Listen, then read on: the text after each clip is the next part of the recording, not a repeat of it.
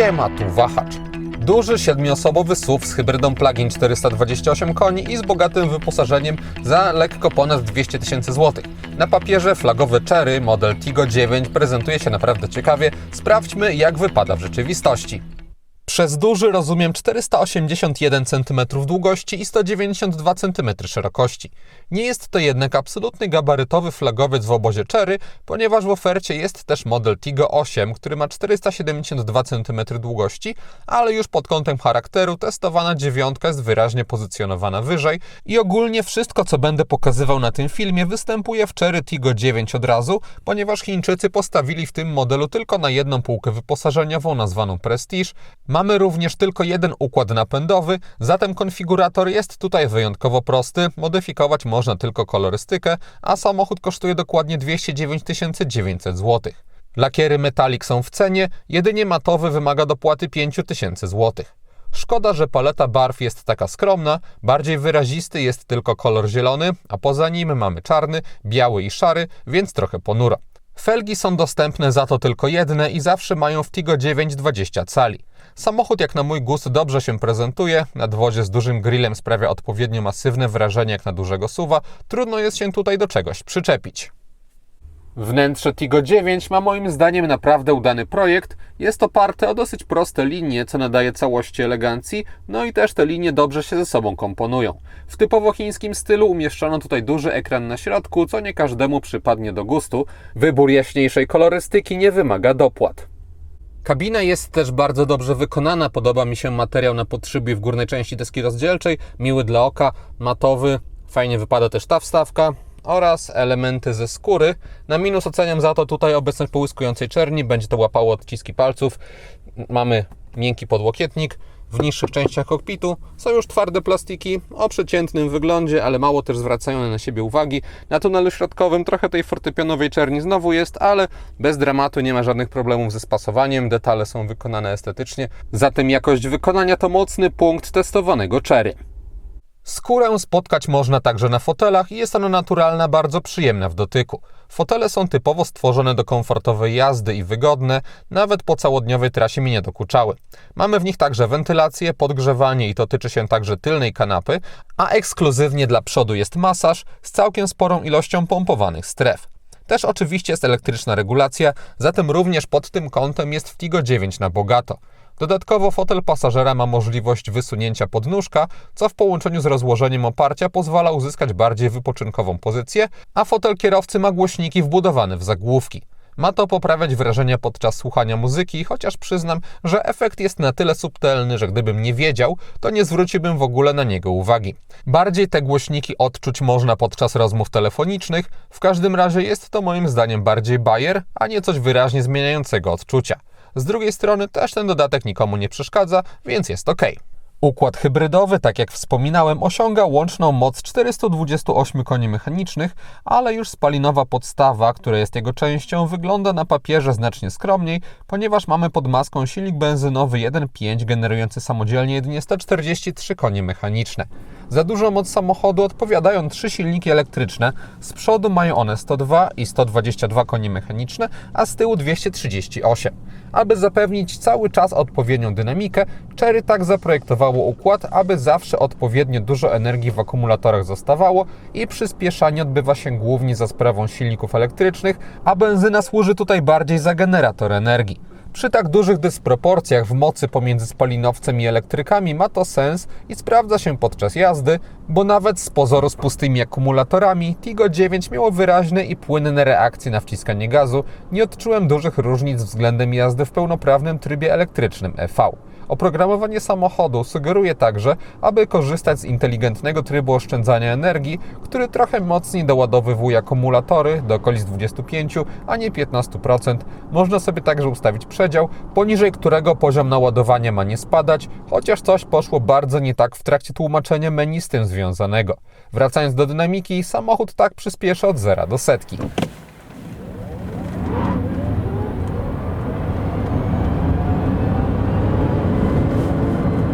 A tak od 90 do 140 km na godzinę.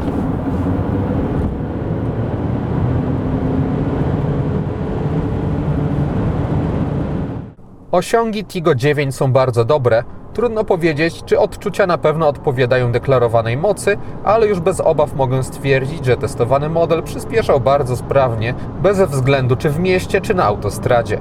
Nie ma on przesadnie ostro zestrojonego pedału gazu, więc odpowiednią dla SUV-ów płynność jazdy łatwo mogę uzyskać, ale zwiększanie prędkości przychodzi mu z dużą lekkością, a ponieważ nawet po wyczerpaniu energii z akumulatorów Tiggo 9 reaguje praktycznie jak pełnoprawny elektryk, to pod kątem wrażeń z jazdy hybryda plug-in przygotowana tutaj przez Chery wypada moim zdaniem świetnie.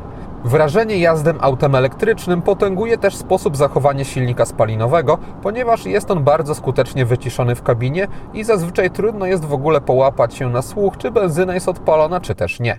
Też układ nie trzyma okresowo silnika na wysokich obrotach, aby podładować akumulatory, tylko robi to w bardziej dyskretnych partiach obrotów, zatem akustycznie też rozwiązanie zastosowane w Tiggo 9 oceniam wysoko. Jedynie w jednym scenariuszu silnik wskakiwał na wysokie obroty, konkretnie gdy podjeżdżałem pod wzniesienie. Wtedy akustycznie robiło się kiepsko, aż dziwnie w porównaniu z kulturą pracy w innych warunkach, ale w Polsce rzadko coś takiego realnie będzie mogło zacząć być dokuczające. Na układ hybrydowy Tiggo 9 składają się także akumulatory o pojemności aż 35 kWh i jak na hybrydę plug-in jest to solidna wartość. Przełożyć ma się to na zasięg deklarowany przez producenta wynoszący 147 km. Mnie przy dosyć ciepłej pogodzie udawało się uzyskać okolice 120 km, co jest bardzo dobrym wynikiem, pozwalającym jeździć tylko na prądzie w warunkach miejsko-podmiejskich, nawet bez codziennego ładowania. Energię uzupełniać można w Tiggo 9 najszybciej przy pomocy prądu stałego poprzez złącze CCS i wtedy maksymalna moc, jaką wyciągałem, to 61 kW. Producent deklaruje 71. Im bliżej setki zaczyna ona oczywiście spadać, ale krzywa nie jest wyraźnie opadająca i dobijając do 80% wciąż miałem 31 kW, a cały proces ładowania 20-80% trwał lekko poniżej pół godziny. Energię uzupełniać można także przy pomocy prądu zmiennego kablem typu drugiego z mocą maksymalną 6,6 kW i wtedy trwać to ma poniżej 10 godzin. Ogólnie patrząc czy to na dynamikę, czy rozbudowanie układu elektrycznego, można mieć spore uznanie dla tego, co zaoferowało Chery za lekko ponad 200 000 złotych. Po wyładowaniu akumulatorów, spalanie, które uzyskiwałem w warunkach miejskich, oscylowało wokół 6-7 litrów na 100 km. Na zwykłych drogach poza miastem uzyskiwałem jakieś 5,5-6 litrów, a na drogach ekspresowych 7,5-8 litrów. Dodając do tego zbiornik paliwa mieszczący 70 litrów, to zasięg testowanego modelu jest też solidny. Na elektronicznych zegarach w Tiggo 9 można przełączać się pomiędzy dwoma motywami. Jest bardziej minimalistyczny, nazwany usprawnionym, albo ten, który ja preferowałem, klasyczny z tarczami. Zawartość informacyjna jest jednak w obu przypadkach taka sama. Można modyfikować tylko to, co będzie z prawej strony.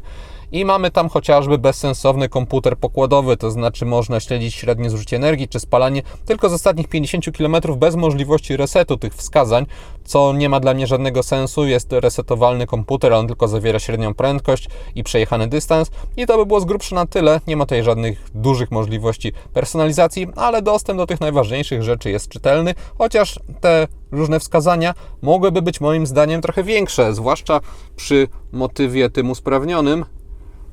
Mamy wciąż niewielkie czcionki, a masę też wolnej przestrzeni. W sekcji elektrycznej znalazłem też takie menu z możliwością resetu, ale gdy się to zrobi, no to resetuje się tylko te wskazania, a ostatnie 50 km jest niezachwiane. Tak zaprojektowany komputer na zegarach powoduje, że tylko jeden przycisk służący do jego obsługi jest wystarczający. Z prawej strony mamy także sterowanie systemem audio, a z lewej asystentami bezpieczeństwa oraz programowalny przycisk. Jest to logicznie rozmieszczone i proste w obsłudze. Szkoda tylko, że te sekcje wciskalne są wykonane z połyskującego tworzywa, odciski palców są tutaj gwarantowane. Jedną z rzeczy możliwych do przypisania do programowalnego przycisku jest regulacja lusterek wewnętrznych, ponieważ nie ma do tego żadnego joysticka fizycznego, a po wejściu w odpowiednią pozycję w menu można to robić przy pomocy krzyżaków na kierownicy. Nie ma także fizycznego startera, jest przycisk. Ogólnie samochód działa kontekstowo, że jak się wsiądzie do samochodu, zapnie pasy, to on jest już gotowy do jazdy, a później gdy się wysiądzie z samochodu, odepnie pasy, otworzy drzwi, no to wszystko się automatycznie wyłącza. Tutaj także można zwolnić hamulec postojowy. Ogólnie to menu jest dobrze zaprojektowane, no ale wciąż jestem dużym przeciwnikiem takiego podejścia ogólnego, ponieważ chociażby gdyby ten ekran się zepsuł, no to dostęp do istotnych rzeczy związanych z działaniem samochodu byłby niemożliwy. Klimatyzacja również jest tutaj w formie menu. Mamy belkę na dole z możliwością zmiany temperatury albo wyzwolenia pełnoekranowego panelu. Ta belka jest obecna cały czas. Gdy jest odpalone oprogramowanie Cherry, gdy się wejdzie w Android Auto, no to ona już znika. Przy tak dużym ekranie 15,6 cala jest to moim zdaniem kompletnie nielogiczne i żeby wyzwolić tą belkę, trzeba pociągać niepotrzebnie ekran od dołu, a żeby wyjść z Android Auto, trzeba pociągnąć ten ekran od lewej strony, więc pod tym kątem działa to ok, no ale wciąż nie jestem fanem tego, że to zostało tak zaprojektowane, że nie ma nic fizycznego. Też tutaj można sobie odpalić sterowanie fotelami, ale pomimo tego, że nie jestem fanem, no to muszę docenić, że logicznie te belki górna czy dolna zostały pomyślane i nie jest aż tak źle. Brak sekcji dolnej przy widoku z telefonu jest szczególnie bolesny, ponieważ korzystanie z Android Auto czy Apple CarPlay bezprzewodowo jest moim zdaniem optymalnym scenariuszem na co dzień w przypadku tego systemu. Gdy się wybierze nawigację Cherry, to chociażby likwiduje się możliwość podziału ekranu. Mamy mapę na całości, bez możliwości np. informacji z systemu audio. Na ekranie domowym mamy tylko możliwość zmiany tapet, jest kilka skrótów. Jednym z tych skrótów, które można też wyzwolić przy pomocy takiego menu, są ustawienia, które są rozbudowane i dobrze zaprojektowane. Wiele rzeczy związanych z działaniem samochodu można sobie tutaj dostroić. System też działa szybko. Mamy też bardzo dobrą reakcję na dotyk, więc ogólne wrażenie robi on ok. Pomimo skupienia się na ekranie dotykowym, na tunelu środkowym w Tigo 9 jest kilka fizycznych przycisków do kilku funkcji klimatyzacji, przełączania napędu oraz bardzo dopasione pokrętło do zmiany trybów jazdy w samochodzie, w którym nie ma nawet włącznika silnika w formie fizycznej. Tak duże pokrętło do takiej funkcji wygląda aż dziwnie. W sąsiedztwie mamy indukcyjną matę do ładowania telefonu obsługującą moc 50 W, a bardziej ukryte pod tunelem środkowym mamy dwa porty USB, jedno w standardzie A, drugie C, a także złącze 12V. Z tyłu mamy również zestaw USB-A i USB-C. Jedno USB w standardzie A na pokładzie w zupełności moim zdaniem by wystarczyło. Na dużym ekranie wyświetlać się może także obraz z kamer 360 stopni, które oferują całkiem dobrą jakość, ale nie powalającą. Mamy w nich za to wiele różnych widoków, po których można się przełączać, co biorąc pod uwagę, że Tigo 9 wyposażony jest w napęd na 4 koła, może się przydać chociażby osobom, które będą chciały zjechać nim z utwardzonych dróg. Opierając się tylko na swoich zmysłach, krańce samochodu można rozsądnie wyczuć, mamy regularne linie nadwozia. Nie da się jednak przeskoczyć rozmiarów samochodu, przez co w mieście może być on trochę uciążliwy w manewrowaniu i zdecydowanie optymalnym scenariuszem wykorzystywania testowanego Cherry są moim zdaniem dłuższe trasy, bo w nich może pokazać swoje atuty, bo tym samochodem naprawdę przyjemnie mi się jeździło w takich warunkach. W Tigo 9 dostajemy miękkie zawieszenie, które dobrze radzi sobie z nierównościami i też cicho. Kabina ogólnie jest odpowiednio wyciszona, co w połączeniu z dynamiką silnika i wygodnymi fotelami sprawia, że jak odprężający krążownik Tigo 9 radzi sobie bez zarzutu. Układ kierowniczy także został zaprojektowany głównie do płynnej i neutralnej jazdy, bo ma wygładzone reakcje, ale zarazem nie są one jakieś opóźnione, zatem auto prowadzi się pewnie i znowu trudno jest mi więcej od dużego SUV-a oczekiwać w tej kwestii. Cherry wyraźnie określiło charakter Tigo 9 i pomimo dużej mocy model ten nie stara się nawet udawać sportowca, chociażby gdy popatrzy się na to, że nadwozie przy ostrzejszych manewrach wyraźniej wychyla się na boki, zatem trzeba brać to pod uwagę, ale poszukując nastawionego typowo na komfort samochodu nie będzie rozczarowania. Pod kątem wyposażenia w Tigo 9 brakować może właściwie tylko adaptacyjnych świateł, ale poza tym mamy naprawdę dobry poziom, gdzie najbardziej wyróżnia się pokazywane przeze mnie dopakowanie foteli, ale poza tym mamy też wyświetlacz head-up, aktywny tempomat i ogólnie jak na półkę cenową samochodu dostaje się dużo. Można niby kręcić nosem, że jakiś niższy poziom wyposażenia by się tutaj przydał, bo nie każdy potrzebuje na przykład takiej elektryki foteli, ale zdaję sobie sprawę, że Tigo 9 miał być po prostu flagowym modelem, a dla osób poszukujących pewnych kompromisów i niższej ceny powstało Tigo 8, zatem nie postrzegam struktury cennika jako wady testowanego modelu. Tigo 9 można mieć także za 2769 zł netto miesięcznie w leasingu operacyjnym w ofercie partnera Wahacz TV firmy Carlis Polska. Rata taka możliwa jest przy 20% wpłacie własnej, 4-letnim okresie leasingu i wykupie końcowym 30%, a dodatkowo widzowie kanału po wpisaniu wag do zamówienia na stronie Wahacz Free będą mieli darmowy transport wybranego auta. Link do oferty umieściłem w opisie filmu. W ramach dekoracyjnego oświetlenia wnętrza w Tigo 9 mamy LEDowe paski na drzwiach oraz na desce rozdzielczej i jest to moim zdaniem wystarczająca ilość dodatkowych elementów świetlnych w górnych częściach kokpitu. Prezentują się one ładnie, brakuje za to czegoś na dole, chociażby w przestrzeniach na nogi, tam nic nie ma, no i przez to jest tam dosyć ponuro. Można modyfikować sobie kolorystykę tych dodatkowych elementów świetlnych albo połączyć ją z rytmem muzyki, wtedy ona będzie się zmieniać dynamicznie. Osobiście preferowałem statyczne rozwiązanie. Jeśli chodzi o instrumenty pokładowe, to tutaj już nic modyfikować pod kątem kolorystyki nie można i one zawsze są białe, czytelne, też wszystkie z nich doczekały się podświetlenia. Z przodu w testowanym modelu mamy specyficzne, ale i ładnie wyglądające moim zdaniem LEDowe segmenty na zderzakach. Wyżej występują już bardziej standardowe, jeśli chodzi o kształt lampy, z dynamicznymi kierunkowskazami. Kierunkowskazy w bocznych lusterkach prezentują się tak. Z tyłu znaleźć można dosyć minimalistyczne, ale też przyjemne moim zdaniem wizualnie podejście do projektu świateł. Też występują tutaj dynamiczne kierunkowskazy, zatem całościowo do stylistyki oświetlenia w Tigo 9 trudno jest mi się przyczepić.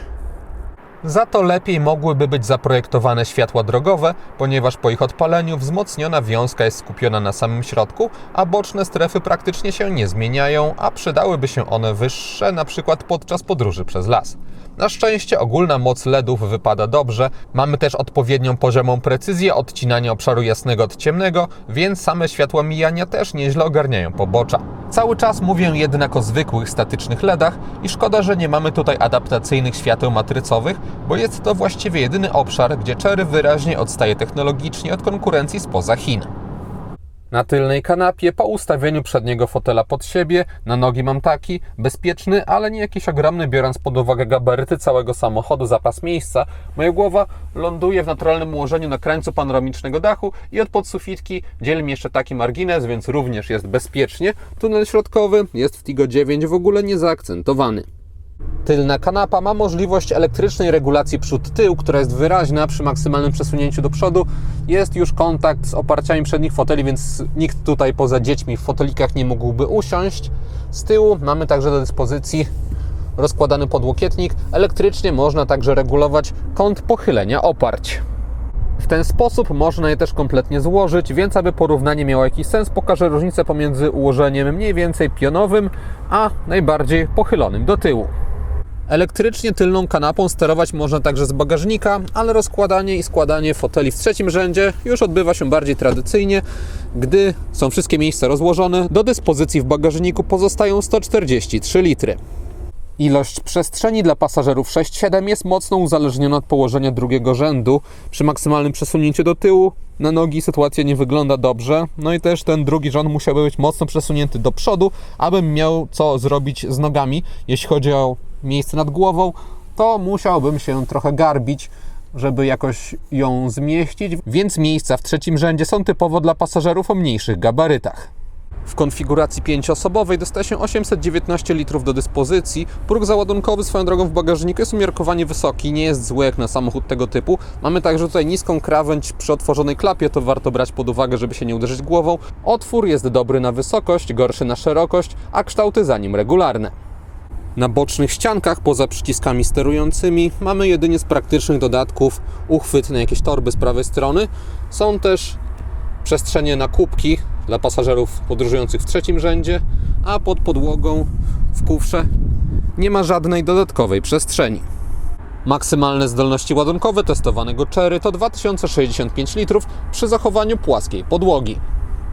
Podsumowując, Chery Tigo 9 to samochód oferujący naprawdę wiele za pieniądze, które trzeba na niego wydać i myśląc o markach spoza Chin, trzeba by przeznaczyć znacznie większe środki, aby osiągnąć ten sam poziom.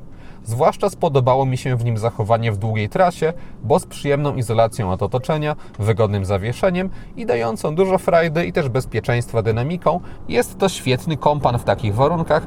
Nie jest to oczywiście auto idealne, a jego największym minusem jest moim zdaniem sposób obsługi, bo przeniesienie tylu rzeczy do komputera to nie jest dobra ścieżka i wolałbym, aby auto kosztowało nawet kilka tysięcy złotych więcej, ale aby miało dodatkowe tradycyjne przełączniki. Ale jeśli dla kogoś nie jest to kwestia dyskwalifikująca, a taka osoba szuka dużego SUV-a, to zdecydowanie warto się moim zdaniem Tigo 9 przejechać, bo można się mocno pozytywnie zaskoczyć. I to wszystko, co przygotowałem o Tigo 9. Dziękuję za uwagę i mam nadzieję, że jego test się podobał. Jeśli tak było, zachęcam do dania temu filmowi łapki w górę, będzie mi z tego powodu bardzo miło. A jeśli ktoś nie ma, to zapraszam również do subskrypcji kanału, ponieważ kolejne materiały na Wahacz TV pojawią się już wkrótce. Na razie.